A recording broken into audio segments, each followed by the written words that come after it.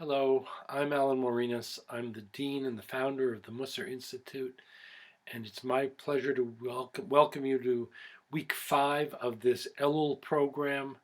I hope that you have been participating and that it has made a difference in your experience in this month, which is traditionally seen as the opportunity to prepare in a deeper way for Rosh Hashanah and Yom Kippur. As we enter the last week of this program, we come to focus on a subject which is central to this time of year, which is tshuva. Tshuva literally means to return. Very often it's interpreted as meaning repentance, but repentance may be part of it. If one focuses on wrongdoing, then clearly there's a sense of having to take action to clean up your life. But really, the notion of return is literal. That's what the word tshuva means. But it gives us more information as well and puts it in a larger context because it raises the question of returning to what or to whom. And you can fill in that blank in many different ways, but there is a sense all of us, I think, have that as we go through life, there is a moment or a period of time when you feel very clear and resolute about the connections that are central. Connections to one's own self, connections to one's mission in life, connections to God, connections to other people, a sense of clarity and being really on track. And then it's inevitable as life goes on, we lose that. We lose it. We become distant. We become distant from God, distant from ourselves, distant from our own purposes, distance from our values. And it's such a gift of the tradition that every year it brings around a season to remind us and to give us a pathway to return. And as Rabbi Yerocham Levovitz says, to return to our true selves. That's really the core of what this season is about. That may involve a certain focus for you and a different focus for another person, or a different focus for you this year and a different focus for you next year. But that notion of returning to your true self is paramount.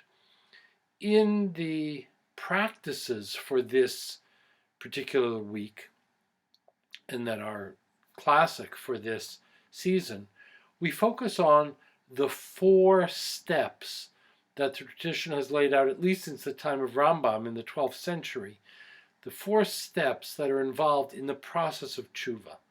The first is to become aware, to introspect and become aware of what it is that you do need to do a return on, where you may have lost a sense of direct connection and purpose, and you need to return in that area.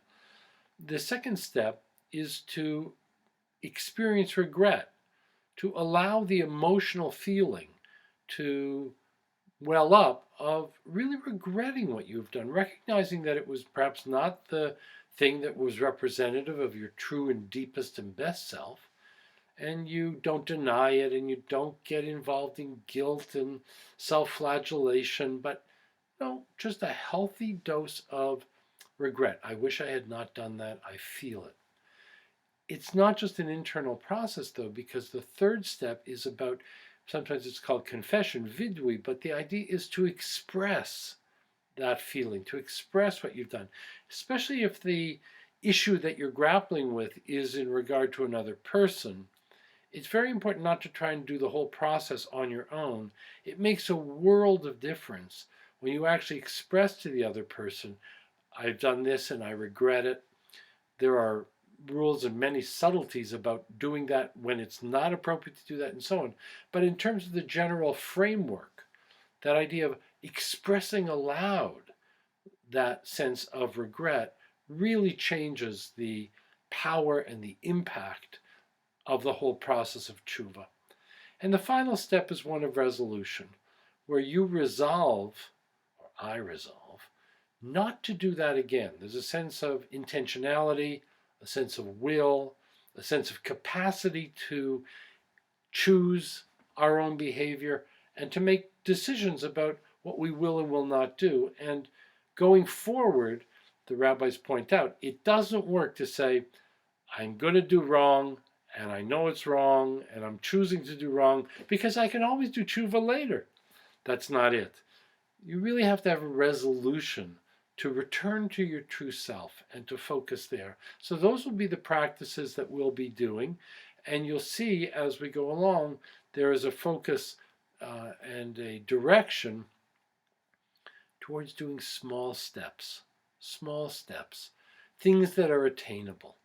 And so as we draw this program to a close, and I bid farewell for this season, hopefully to see you in one context or another before Elul rolls around next year, I just wish for you that may all your small steps be positive, and may all your small steps take you closer, draw you closer to God, draw you closer to your true self, draw you closer to the purpose of your life. And with that, I wish you a Shana Tova, a good year ahead, a year of sweetness, a year of peace, a year of health, a year of fulfillment. May you be blessed.